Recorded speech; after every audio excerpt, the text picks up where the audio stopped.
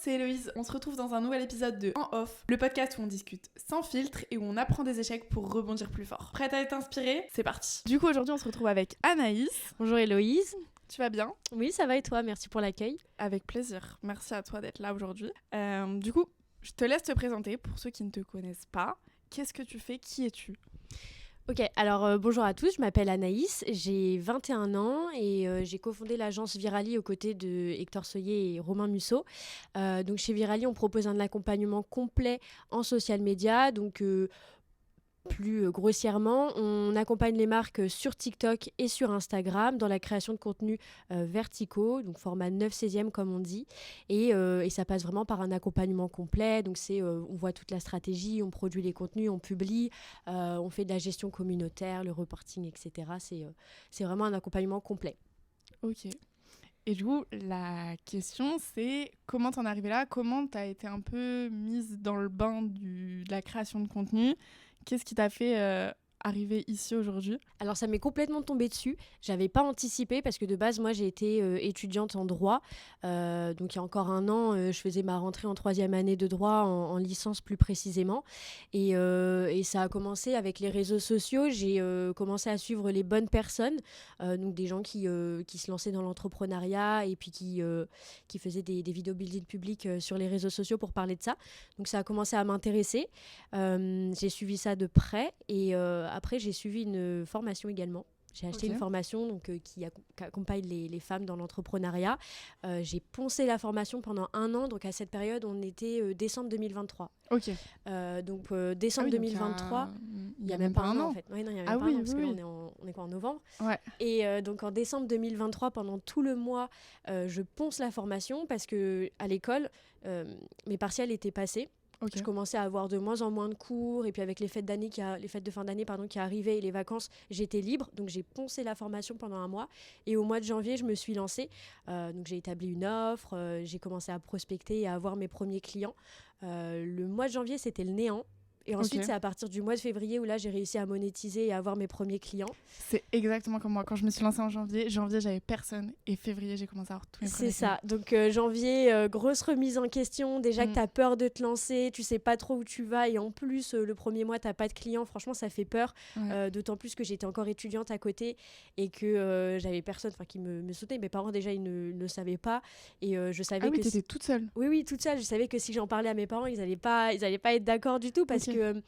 En fait, j'ai toujours été vraiment l'élève modèle, quoi. Ouais. Et pendant toute ma scolarité, l'élève qui avait toujours les félicitations, qui était toujours apprécié par ses professeurs, toujours des bonnes notes, etc.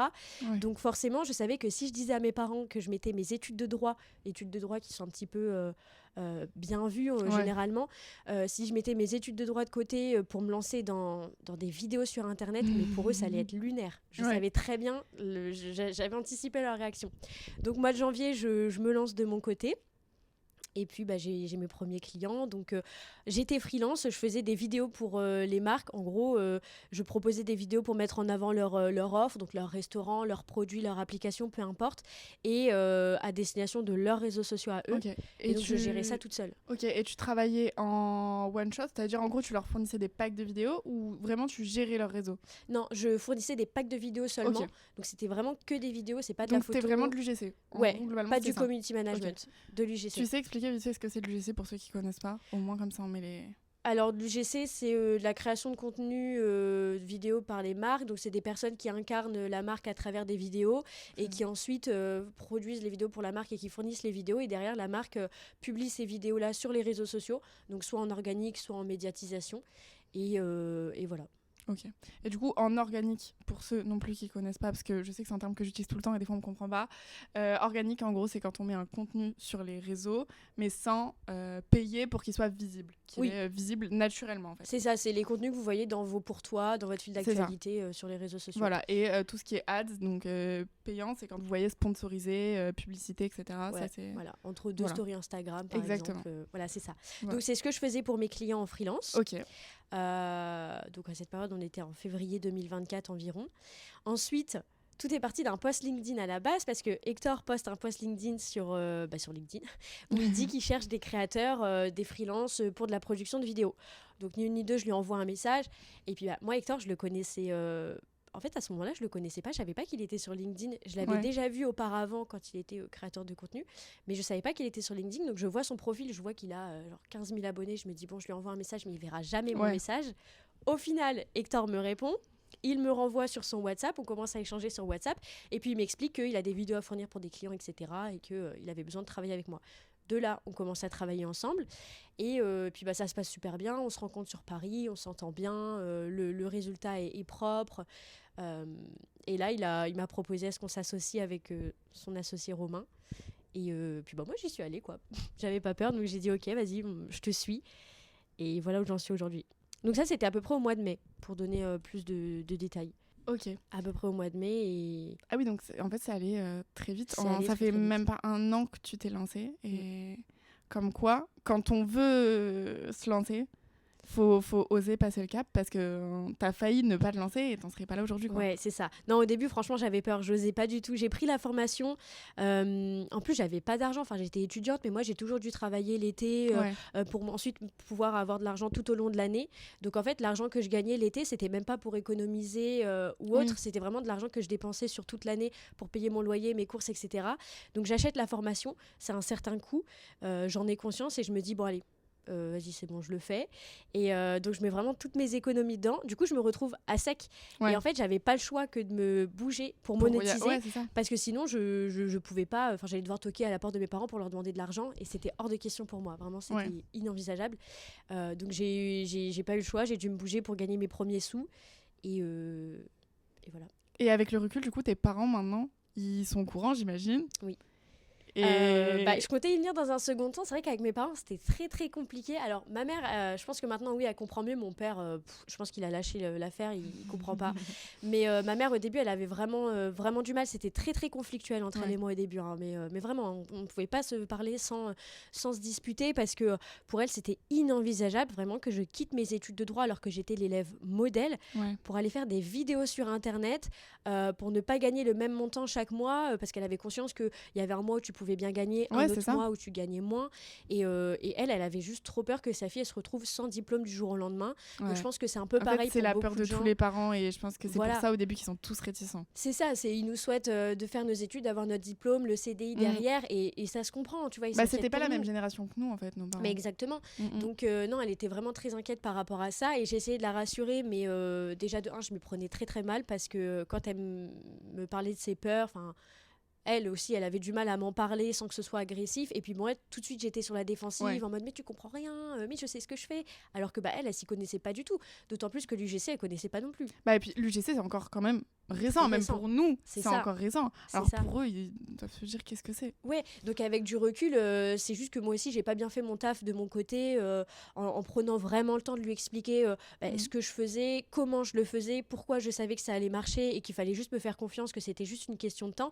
J'ai pas fait ce travail-là en amont, donc avec du recul, j'aurais dû le faire, mais voilà, c'est aussi pour ça qu'on a eu des échanges très conflictuels et au final maintenant, elle comprend aussi pourquoi je rentre moins le week-end, puisque vu que j'étais étudiante, je rentrais tous les week-ends, un peu comme tous les étudiants, quoi. On rentre le vendredi soir, on repart le dimanche soir. Et d'un coup, du jour au lendemain, j'ai commencé à moins rentrer parce que le week-end, je voulais travailler. Et donc ça aussi, elle comprenait pas. Et maintenant, quand je rentre moins, elle le comprend. Maintenant, elle est plus là à m'appeler tous les week-ends en me disant comment ça se fait que tu sois pas rentrée. Elle comprend. Et quand on se voit, c'est hyper calme. Elle est hyper curieuse. Écoute, qu'est-ce que tu as fait cette semaine? Comment ça se passe avec Clara, donc qu'on a recruté le mois dernier? Comment tu gères tes clients, etc. Donc ça se passe beaucoup mieux.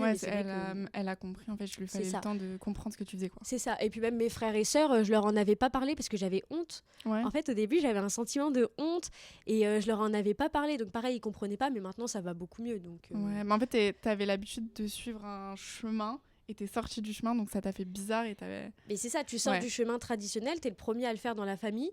Et en plus, c'est pour faire des vidéos sur Internet, donc tu dois aussi assumer le regard des gens, ce que les gens dans ta promo, ils vont penser, ce que tes amis vont penser de toi. C'est ça, et moi, je pense que, tu vois, moi, je me suis lancée, comme je t'ai dit, en 2013 sur les réseaux. Et donc, à l'époque, j'étais au collège, et on me critiquait beaucoup au collège. Et avec le recul, je sais pas si maintenant, si j'étais pas déjà lancée sur les réseaux, si je l'aurais refait. Tu vois, en fait, avec tout ce que ça m'a apporté, je le referais.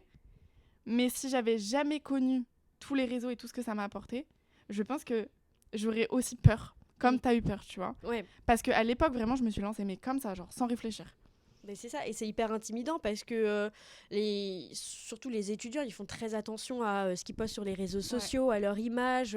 Et en fait, avec du recul, moi je trouve que ça n'a aucun sens parce que les réseaux sociaux, c'est fait pour poster. Donc t'as pas besoin de regarder, d'hésiter pendant 3 jours avant de poster une story. Sauf que moi, j'étais vraiment comme ça. Ouais. Je voulais poster une story d'un coucher de soleil, je réfléchissais pendant 3 jours avant de la poster.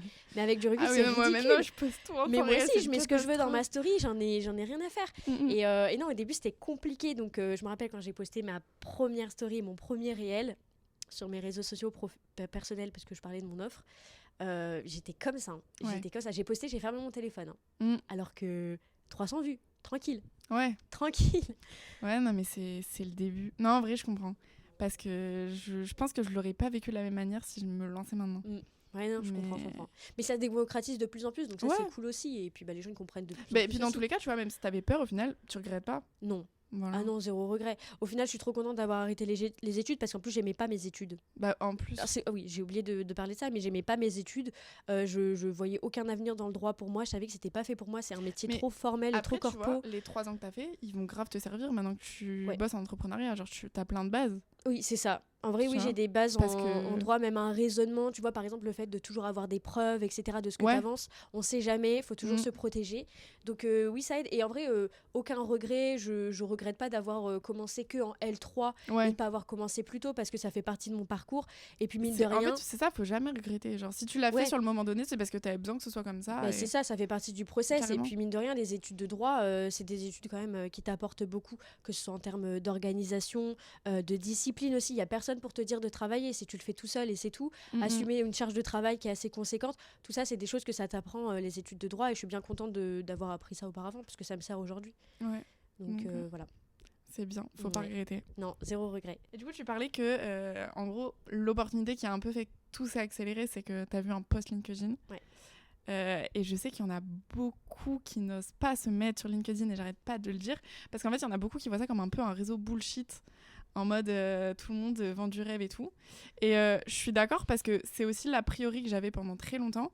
Et en fait, à partir du moment, je trouve, où tu commences à travailler ton réseau, à ajouter les gens où tu as un intérêt pour réellement ce qu'ils font, etc., tu te retrouves déjà avec une page d'actualité où tu as des trucs hyper intéressants et tu apprends plein de choses.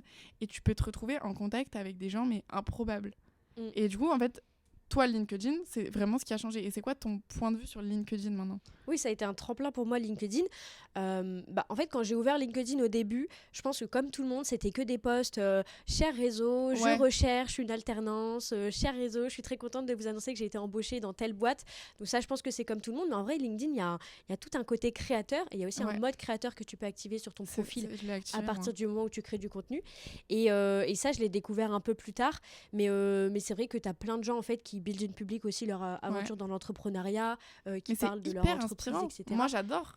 Moi, j'adore scroller sur LinkedIn. Mais moi aussi. Je prends vraiment du plaisir à scroller sur LinkedIn. Je pense que du coup, les gens qui aiment pas LinkedIn, c'est ceux qui n'ont pas encore créé leur réseau et du coup, ils ont un peu tous les trucs, comme tu dis, du début, en mode cher réseau et tout. Et là, je suis d'accord, c'est ennuyeux à mourir. Et du coup, c'est en ajoutant, moi, ce que j'avais fait au début, je sais pas si t'avais pareil, tu me diras, pour développer mon réseau LinkedIn, c'est que j'allais ajouter tous les jours des gens qui faisaient un peu ce que je voulais faire. Moi, j'avais pas ce réflexe. J'ajoutais des gens, mais au pif. Et genre, au début, j'ajoutais des gens de ma promo. Mais aucun sens. Aucun sens. Mais j'avais pas encore les codes, etc. Après, mais je l'ai fait plus tard. Parce que moi, tu vois, j'ai ajouté les gens de ma promo, donc il y a maintenant plus de 4 ans. 4-5 ans. Ouais, et du coup, maintenant, genre, je vois genre, ce qu'ils font, tu vois. Et il y en a plein qui se lancent et tout. Et genre, je trouve ça trop stylé de voir les gens genre, que j'ai côtoyé finalement que 3 mois pendant mes études.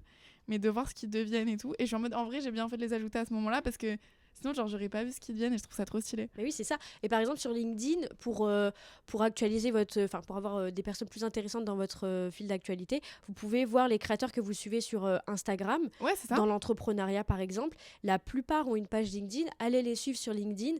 Et de suite, vous allez avoir des posts plus pertinents dans votre fil d'actualité. Et ainsi de suite. Et ainsi de suite, et ainsi de suite. Vous aurez un fil d'actualité incroyable. Ouais, c'est ça. Et vraiment, t'apprends des choses. Ouais, et vous aurez même plaisir à parler de votre aventure sur LinkedIn. Je trouve que c'est plus simple en plus. Ouais. Parce que tout le monde le fait, vraiment. Tout le monde le fait, c'est plus qualifié. Je trouve qu'il y a aussi, sur LinkedIn, il n'y a pas trop de tabou, genre en mode « je me suis plantée ».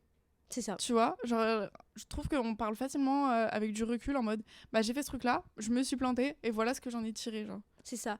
Et j'ai l'impression aussi que les gens, ils sont plus ouverts à la discussion, dans le sens où tu peux entamer une discussion en privé sur LinkedIn plus facilement. Enfin, en tout cas, moi, c'est mon ressenti par rapport à d'autres réseaux sociaux. Tu peux entamer une discussion sur LinkedIn plus facilement, que même sous les commentaires d'ailleurs. Des fois, un like, ça suffit pour lancer une discussion et aboutir sur des choses incroyables. À force de commenter les posts de certaines personnes, eux commentent les tiens.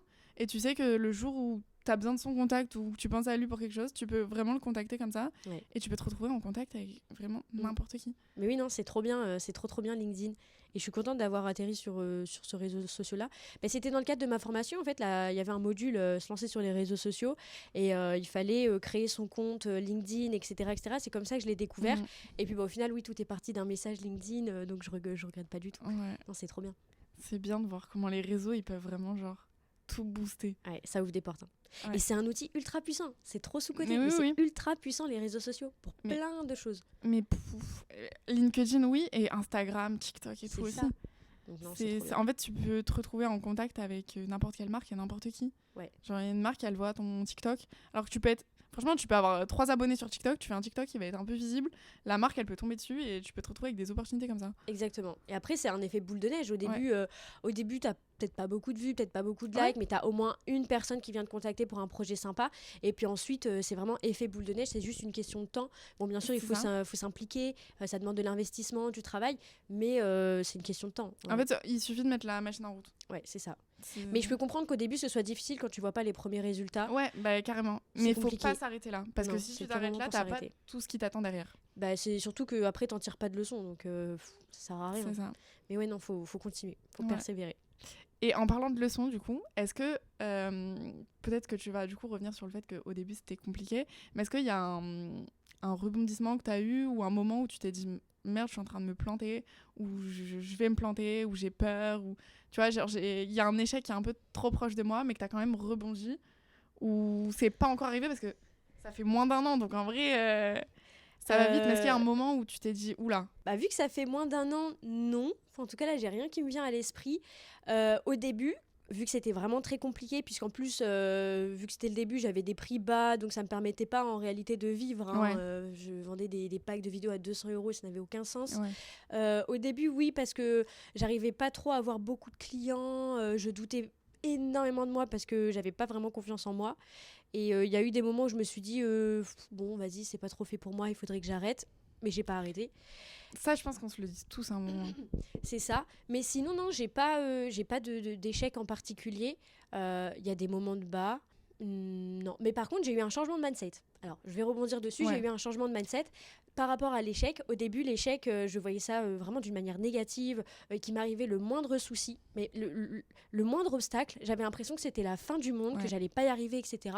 Aujourd'hui, moi, je vois l'échec comme une bonne chose. Je vois l'échec... Et on n'en a pas parlé avant, mais on dirait moi qui parle. Mais je vois l'échec comme un élément positif.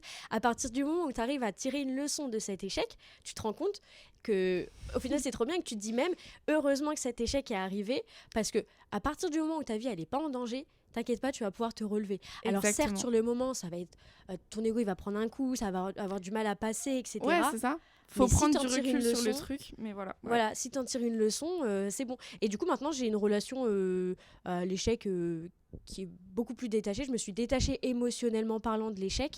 C'est maintenant, si demain il m'arrive un échec, une galère, je me dis c'est pas grave. En vrai, c'est pas grave, ça va me servir de leçon. Et l'idée, c'est juste de pas répéter la chose, quoi. C'est ça. Sinon, Et vraiment, j'ai le même discours. Parce qu'il faut savoir qu'avec Anaïs, on ne se connaît pas. Vraiment, ça fait 1 heure qu'on se connaît, qu'on parle pour ce podcast, mais sinon, on ne se connaît pas. Donc, on n'a jamais eu cette discussion. Et du coup, pour les gens qui me connaissent, c'est vraiment le discours que j'ai à chaque fois. Parce que du coup, moi, j'en ai eu plusieurs des échecs. Du coup, ça fait 6 ans bientôt. Waouh, ça va vite. Et du coup, en vrai, j'en ai eu plusieurs des échecs. Et au début, c'est pareil. Je voyais ça, mais genre, j'étais en mode, waouh, je me suis foirée. Et maintenant, je suis en mode, c'est pas grave. Genre, vraiment, j'ai appris un truc. Et maintenant, hop.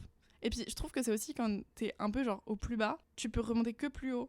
Genre, et à chaque fois que je me suis plantée, c'est là où j'ai remonté encore plus haut après. Donc en vrai, non, j'aime bien ton discours sur l'échec. Mais oui. J'ai le même. Et à partir du moment où tu fais ce switch, déjà, t'es moins stressé. Ouais. Alors ça t'enlève un gros poids des épaules. Vraiment, t'es beaucoup moins stressé. Et tu prends en maturité également. Ah ouais, parce qu'avant, sinon, le stress est tout le temps, genre. Ouais, c'est ça. Et au final, tu te dis, non, mais tranquille, vraiment tranquille, tu peux respirer, ça va aller. Et juste, tu rebondis, tu tires ta leçon. Et c'est le principal. Et j'aime bien. Après, il y en a certains qui vont dire que c'est un peu cette innocence, ce côté irrationnel qui fait que tu appréhendes l'échec d'une façon différente et détachée. Peut-être, je veux bien l'entendre qu'au début, quand tu te lances, tu as cette innocence et ce côté irrationnel. Mais après, je pense aussi qu'on a été formaté à l'école et tout, comme quoi l'échec, c'est une catastrophe. Ouais, carrément, avec les mauvaises notes. Ouais, c'est ça. Horrible. Alors que, genre, non. Genre, c'est pas... Et puis, c'est pas parce que t'es nul à l'école que tu vas pas réussir ta vie, genre. Ouais, c'est clair. Ça va rien dire. Oui, c'est clair. Parce qu'au final, tu te retrouves sans diplôme, t'y arrives quand même. Genre, par exemple, Hector, mon associé, il a pas de diplôme. Moi non plus. Il s'en sort très... voilà. J'ai mon bac, quoi. Il s'en sort très bien. Moi, j'ai ma licence qui va me servir à rien. Parce qu'en plus, je suis même pas en droit, là, maintenant. Je travaille dans le marketing, alors aucun rapport. Mais et au final, tu t'en sors quand même très, très bien. Ouais. Et c'est là où tu te rends compte aussi que l'école, ils nous apprennent pas toujours les bonnes choses. Hein. Et du coup, je pense que ça peut être hyper cool de rebondir sur un peu la partie mindset, comme tu dis. Qu'est-ce que tu penses du mindset, genre, quand t'entreprends ? Ah, c'est vague.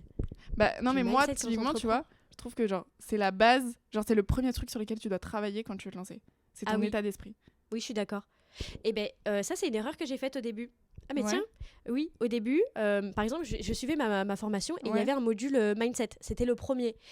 Et je voyais les chapitres, c'était avoir confiance en soi, ne pas douter de soi, etc. etc. J'ai lu le module, je me suis dit, bullshit, j'en ai pas besoin, franchement c'est bullshit, je sais qu'il faut avoir confiance en soi. Donc j'ai sauté le module, je suis passée directement au développement de l'offre, etc. Et je suis revenue sur le module peut-être 2 mois après m'être lancée parce qu'au final, je me suis rendu compte que j'avais pas assez confiance en moi, que j'étais pas assez convaincante quand j'allais démarcher des marques.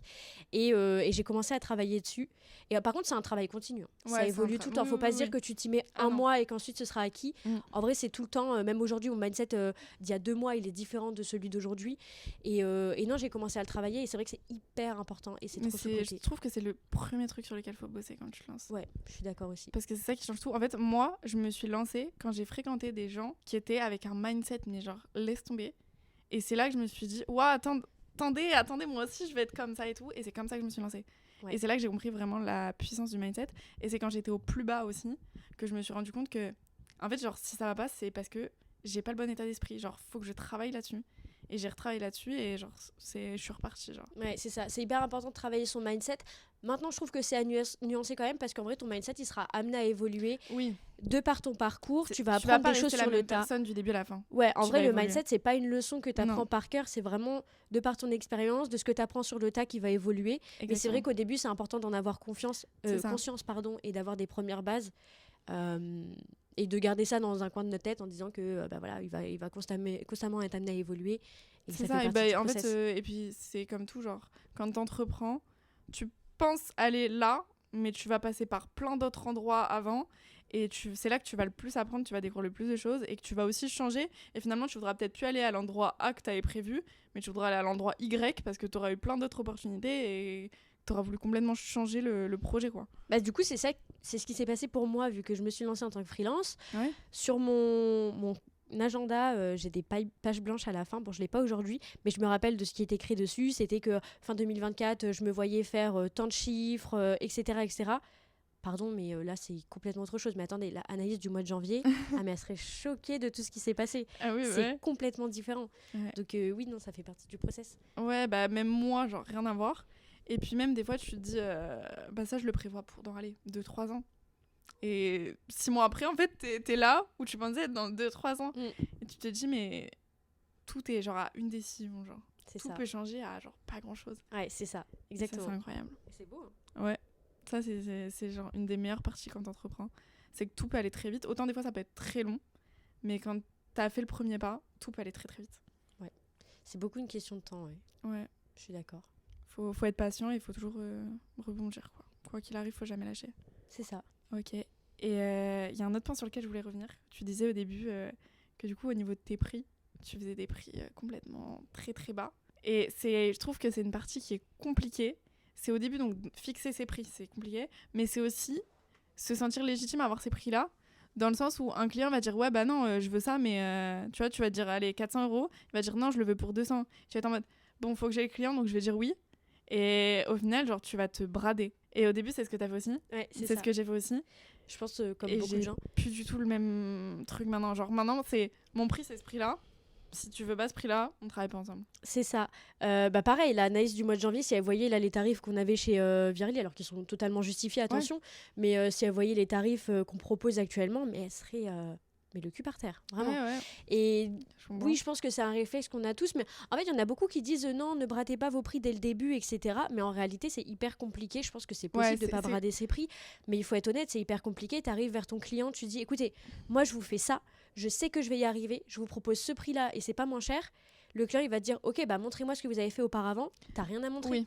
Bon, bah, c'est normal que le client, il va se dire non, je vais pas te payer 400 € alors que je sais même pas, j'ai même pas un avant-goût de ce que tu vas me proposer. Faut savoir aussi genre s'imposer dans le sens dire bah tu vois je te demande 200 non je te demande 400 tu me demandes 200 bah on trouve un milieu tu vois, je me mets pas sur tes 200 et on s'arrange entre nous. Oui, c'est pour ça. avoir ses premiers clients. Oui, c'est ça, parce que déjà ça va vous forger aussi la négociation et attention, hein, c'est pas facile. C'est pas simple la négociation. C'est pas simple du tout. Non. Surtout quand tu débutes et que t'as pas confiance en toi, que t'as pas travaillé ton module mindset comme j'ai fait.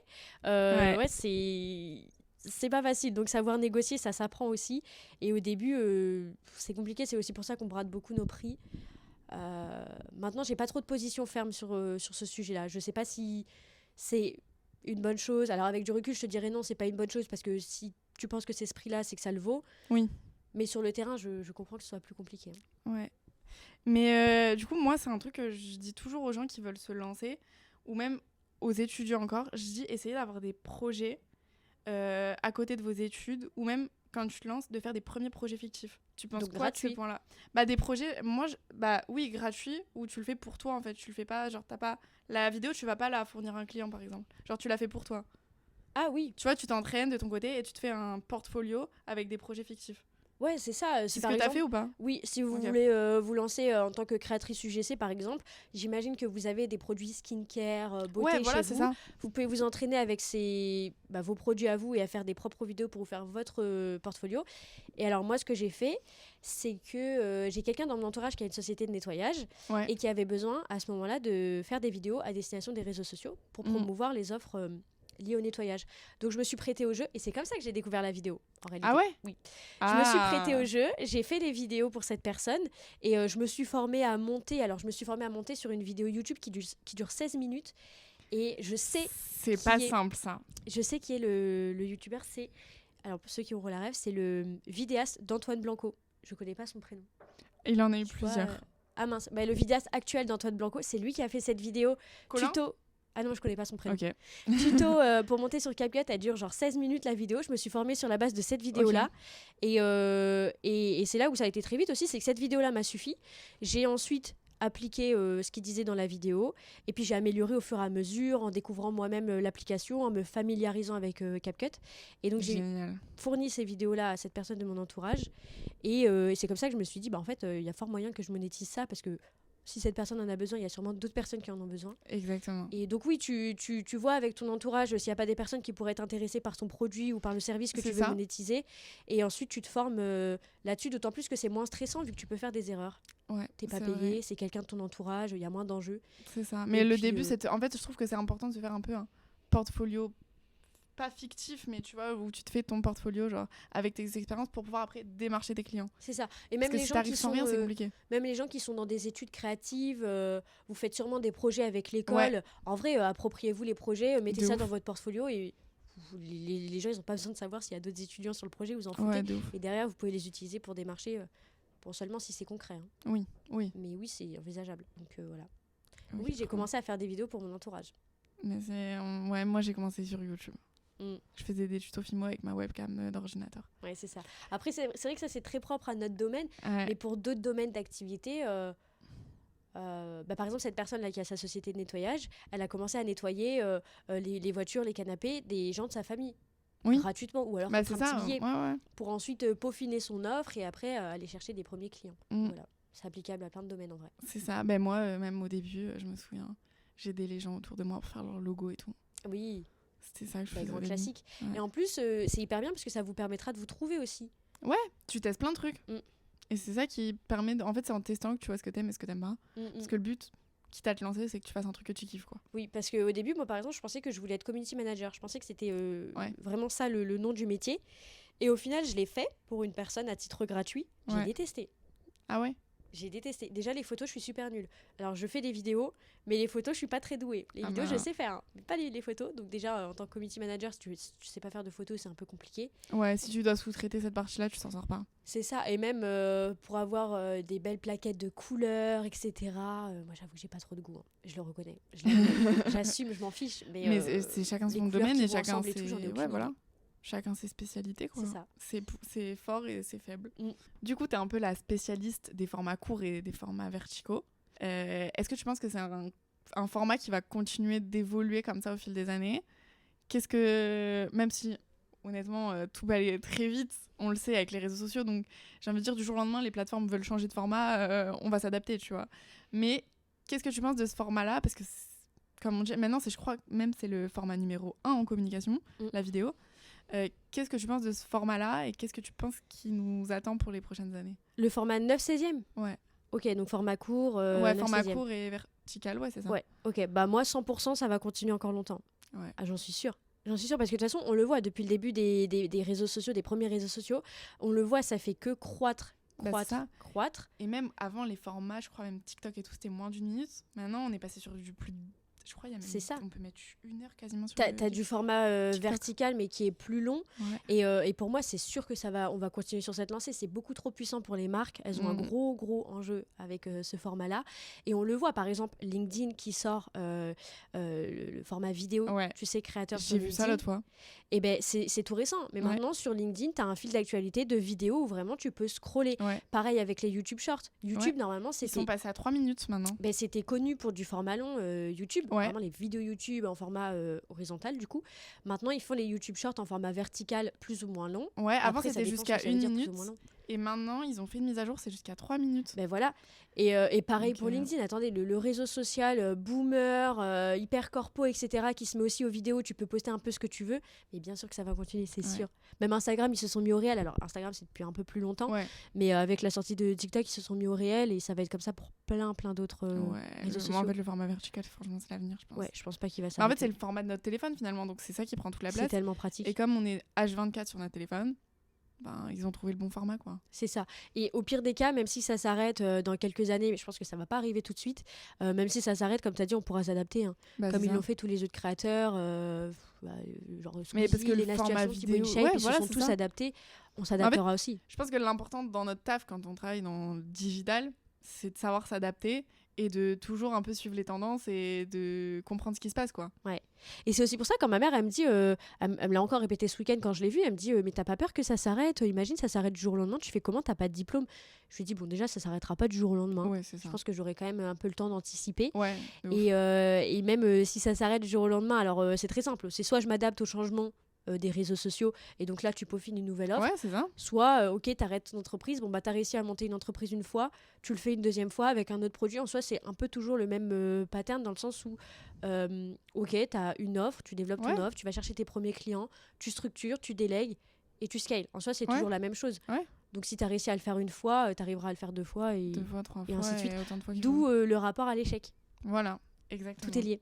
Tout est lié. Donc non, même si ça s'arrête demain, tu t'adaptes, tu refais, c'est pas grave. Et au pire des cas, même si tu veux pas relancer une boîte, toutes les expériences que tu auras prises, elles te permettront d'avoir un CV qui va être hyper intéressant. Je sais que moi, depuis que je me suis lancée, on m'a démarché plein de fois pour un CDI. Et à chaque fois, je refuse. Ça, c'est vraiment mon plan Z. Ouais, moi aussi. Moi aussi. Okay. Mais en fait, on nous dit souvent, ouais, mais t'as pas de diplôme. Ouais, mais j'ai toutes mes expériences qui font que ça m'empêchera pas, si vraiment un jour je veux me trouver un CDI, j'arriverai à trouver un CDI ou... Oui, d'autant plus qu'à la fin, tu termines avec des compétences limite plus poussées qu'une personne qui sort d'école. Ouais. En vrai, tu lances ton entreprise, tu dois avoir des compétences en management, en comptabilité, en droit, en marketing, en tout ce que tu veux.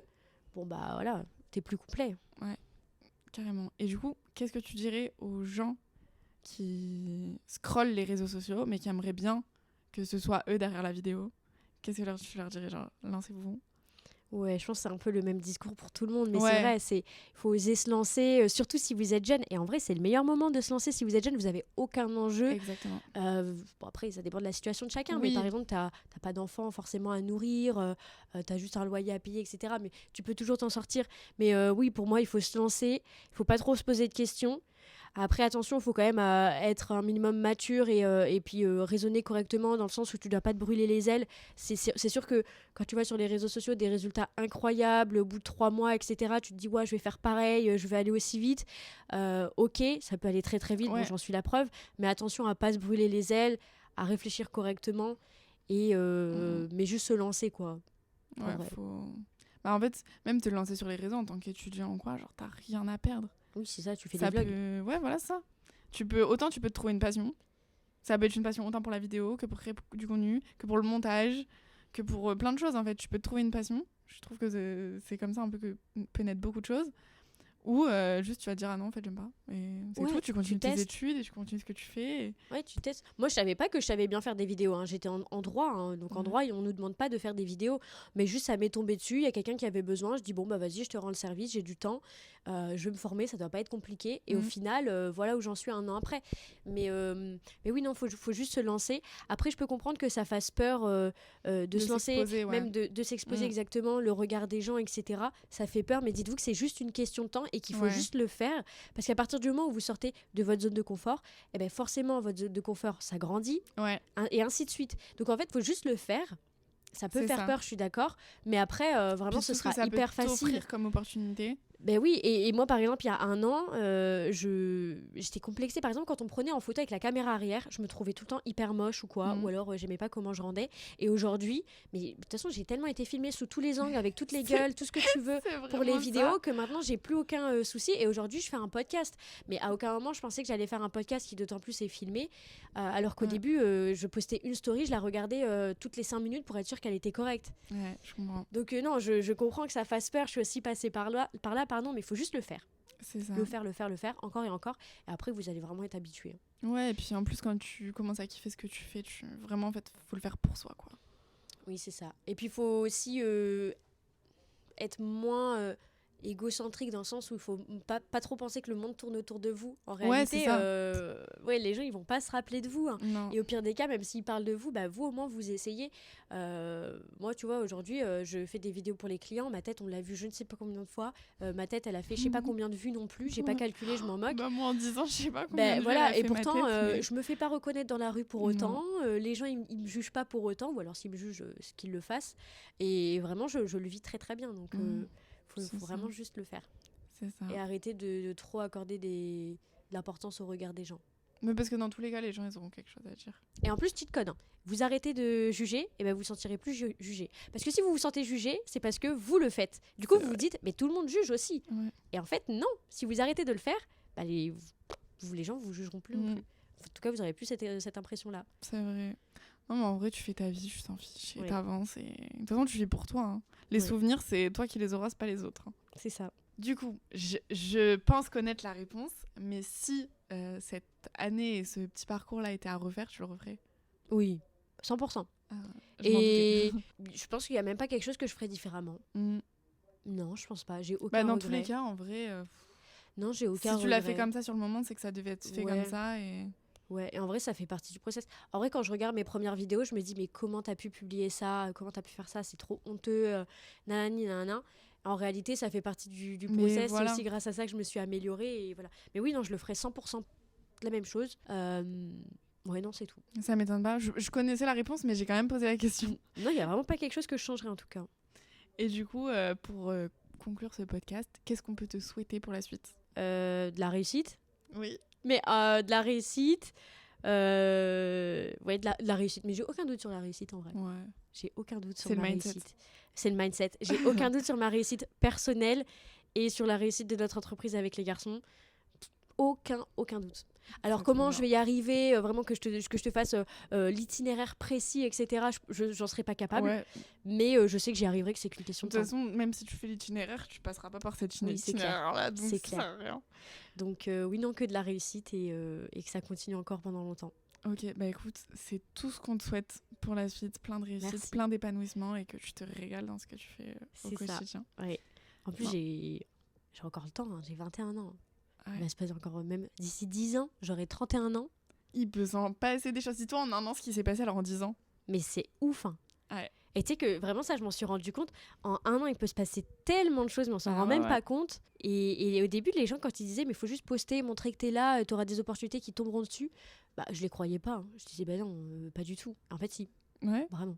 C'est- Mais c'est vrai que quand tu dis en un an tout ce qui peut se passer, c'est un truc de dingue. Hein. Bah ouais, du coup en 10 ans, Et t'imagines? ça va être quoi en 10 ans? Et j'ai trop hâte de savoir. Enfin, pas trop non plus. J'ai pas envie que ça passe trop vite. Non, non, que je veux doucement, profiter. doucement, ouais, laissez-nous le temps. Important de profiter du moment présent, Ouais. d'ailleurs. En parce plus, que- le temps il passe de plus en plus vite, c'est une catastrophe. Et c'est horrible. Mais ça, c'est vraiment bon signe. Parce que c'est vraiment quand tu fais quelque chose que t'aimes tous les jours, t'as Ouais. l'impression que le temps il passe à une vitesse. Moi, quand j'étais étudiante en droit, une journée c'était interminable pour moi. Ah ouais? Et là, tu te dis, on est déjà au mois de novembre. Genre, la rentrée, c'est il y a 2 mois. Bah, en fait, du coup, si vous voulez que le temps passe moins vite, faites un truc que vous aimez pas. Attends, faut que je réfléchisse. Là, on est là, à l'heure où on parle, on est fin octobre. Très fin octobre. On est Attends, donc début si novembre. tu veux que le temps passe moins vite, il faut que tu fasses un truc que t'aimes pas. Oui, c'est ça. Bah ouais. Ouais, je réfléchissais là-dessus. Mais bon, finalement, le but c'est de faire ce qu'on kiffe, quoi. Bah, c'est incroyable quand même. Hein. Ouais. Donc en fait, c'est bon signe quand tu dis, ouais, le temps passe trop vite. C'est que tu te régales. Mm. Ça, on adore. C'est vrai, tu dis, tu te réveilles le matin, tu kiffes ce que tu fais. Genre, Mm. moi, je kiffe. Hein. Je suis trop contente de me réveiller le matin. C'est même pas bullshit en plus. Hein. Mais tu vois, j'ai pas forcément hâte que le week-end arrive. Par exemple, demain, c'est férié. Je m'en moque, ça change rien à ma vie. J'ai pas forcément Ouais, hâte moi que le aussi. week-end arrive. Non, Des fois, je je suis vais en être ouverte. week-end, j'ai hâte d'être au lundi matin et Ouais. d'arriver au bureau parce que je kiffe. Ouais. Même, j'aime bien les personnes avec qui je travaille. Ça se passe super bien. On s'entend tous trop bien. C'est trop, C'est trop, trop génial. chouette. Donc voilà. Et c'est vrai qu'après, tu te dis, ah, mais je serai encore mieux quand j'aurai encore quelques zéros supplémentaires sur mon compte, quand j'aurai cette super belle voiture et tout. En réalité, non. Hein. Bah non. Faut juste se C'est- satisfaire de c'est- ce que tu as actuellement. Exactement. Et tant que t'es heureux quand tu te lèves tous les matins, je pense que c'est le principal. Et ouais, et tu dis Le que reste, c'est matériel. c'est quand même, c'est pas forcément courant. Hein, parce Non, que t'as plein de gens en vrai qui n'aiment pas ce qu'ils font. c'est vrai. Donc, Mais je trouve qu'on est une génération qui se bouge plus pour pas vivre avec des regrets. sûrement. Par rapport aux générations d'avant, tu vois, nos parents, ils avaient moins le truc de se dire vas-y, allez hop, je me lance. Oui, c'est ça. Après, je pense que c'est aussi parce qu'on est plus exposé sur les réseaux sociaux. C'est Donc, aussi bah, les réseaux, franchement. il ça y a fait plus beaucoup. de personnes qui en parlent. Alors qu'en vrai, des entrepreneurs qui ont l'âge de nos parents, il y en a plein. Mais c'est vrai Mais ils qu'ils se ont sont pas eu... lancés plus tard. Ils se sont lancés plus tard ou alors ils n'ont pas eu l'exposition que nous, on a actuellement. Ouais. Et puis après, bah, forcément, tu as les codes aussi. Hein. Ça se démocratise de Ouais. plus en plus. Mais faut dire que nos parents, eux, c'est vraiment études. Ouais, non, mais CDI, c'est vrai. Et puis voilà, ça s'arrête là. Hein. Mm, mm. Ils connaissent pas non plus. Mais quand je vois ma mère, par exemple, qui rêverait de se lancer aussi, parce qu'elle est très talentueuse dans la couture, elle a jamais osé, bah, parce que tu as aussi cette... ils sont un peu formatés, voilà, Ouais, c'est ça. à vraiment avoir leur CDI, quelque chose de stable, Bah, même le revenu tous les mois. parcours parfait, c'est études CDI. Et Ouais, et puis même, ils Mhm. ont pas la même notion de prise de risque et pas la Mhm. même relation par rapport à ça. Ouais. Alors que nous... Et puis c'est l'âge aussi. Hein. Ouais. Là, on a 20 ans, nous, on a la vingtaine. Bah, c'est ça, on, pour ça qu'on se dit, on a rien à prend pas perdre. trop de risques, quoi. Plus pour le coup, t'as vraiment rien à perdre. Non. Sauf si peut-être que tu vas devoir avancer un peu d'argent ou quoi. C'est ça, tu peux te retrouver parfois dans des petites galères. où Ouais, C'est mais mieux tu d'avoir un t'en peu de remets. côté, tu vois. Mais tu t'en remets. Et Ouais, tu Et puis t'en j'ai remets. envie de dire, c'est quand t'es dans les pires galères que tu trouves les meilleures solutions. Bah, exact. Ouais, exact. Parce Tu trouves un que- moyen de monétiser, t'as pas le Ouais. choix. Hein. De ouf. Et en plus, faut se dire qu'au pire des cas, vraiment, si t'es dans la galère, rien ne t'empêche de prendre un temps partiel le Ouais. week-end. Et après, t'as toute la semaine pour travailler sur ton entreprise. Et le week-end, tu fais ton temps partiel pour payer tes charges. Exactement. Et juste le temps que tu gagnes tes premiers euros en étant freelance ou peu importe. Ouais, Tu vois. c'est ça. Donc oui, le mieux, c'est d'avoir peut-être un peu d'argent de côté. Mais quand je vous dis un peu d'argent de côté, c'est pas 50 000 euros. Hein. Non, c'est genre, allez, 2 mois de loyer, histoire Ouais, de pouvoir voilà. rebondir, quoi. Exactement, pour anticiper. Mais après, t'as pas Mm. besoin de beaucoup pour démarrer. Ouais. Bon, sauf si tu veux faire développer Ça une dé- application ou quoi. Ouais, là, voilà, ok. ça dépend ce que tu veux faire, tu vois. Mais si t'es sûr de toi, tu pourras rembourser, c'est bon. Ouais, voilà, c'est ça. Faut juste être sûr Puis après, de tu soi. peux trouver des investisseurs et tout. Ouais. Plein de solutions. C'est ça, exactement. Faut juste euh, pas s'arrêter au premier obstacle. Et avoir un peu la vision quand même où tu vas. Ouais. T'avais fait un Faut- plan d'action toi ou pas au début? Non. Non, moi non plus. Mais en fait, tout le monde disait Mais ouais, moi, un plan j'ai d'action fait. pour savoir où tu vas. En fait, j'ai pas fait un plan d'action. Bah, je l'ai fait pour ma société, pas mon activité de free. Mais j'avais un vision board. Ouais. Et alors, par contre, moi, en fait, c'est là que je me suis rendu compte la puissance de la visualisation. C'est que la première année où j'ai fait un vision board, je l'avais affiché dans ma chambre en grand. Et je crois que j'avais mis genre 15 trucs. Et sur les 15 trucs, j'ai dû en accomplir genre 10. Ouais, incroyable. Ouais. Ouais, vision board très important. Très Ouais. très important, j'aime bien. J'aime bien. En plus, c'est cool à faire. Ah, c'est En hyper vrai. satisfaisant à faire. Bon, ouais, c'est cool. Non, ouais, c'est hyper Et c'est important. motivant, genre. Mais même juste avoir la vision. Bah, tu te visualises, mais je pense pertinemment que de ce que tu veux vraiment au plus profond de toi et que tu te visualises vraiment, c'est genre, ça te l'attire à toi. Je pense aussi. Enfin, en tout cas, j'y crois. J'ai envie Ouais. d'y croire, en tout cas. Ça Mais m'arrange moi, d'y j'y croire. crois parce que, tu vois, tout ce que je fais un peu là maintenant, c'est tout ce que j'ai toujours voulu faire. Ouais, moi aussi. Et je me dis, donc, certes, je me suis donné les moyens, mais je pense que indirectement, t'as quand même le destin, genre, qui t'aide à avoir les trucs, genre. Ouais, c'est ça. Moi, tu vois, par exemple, quand j'étais plus jeune, donc j'étais encore à l'école, scolarisée et tout, je savais que... alors déjà, je savais que j'allais réussir ma vie. Bon, soit, comment, je ne sais pas. Mais je savais que je me voyais patronne.